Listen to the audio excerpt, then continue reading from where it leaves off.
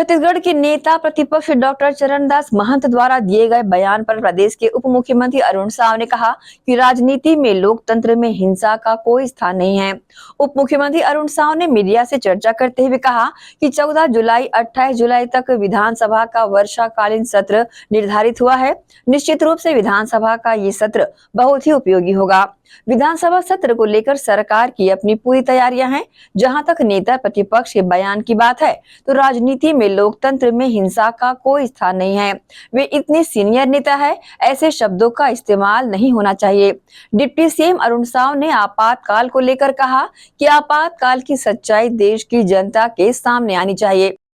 14 जुलाई से 18 जुलाई तक विधानसभा का वर्षाकालीन सत्र निर्धारित हुआ है और निश्चित रूप से ये विधानसभा का सत्र बहुत ही उपयोगी और प्रोडक्टिव होगा।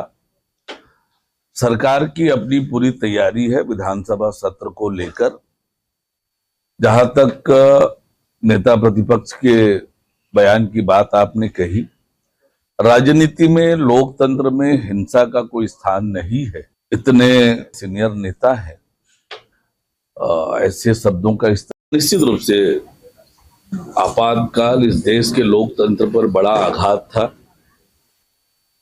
कि कैसे सत्ता के लिए, पावर के लिए देश के संविधान को तार-तार करने का, देश के लोकतंत्र को तार-तार करने का काम हुआ है।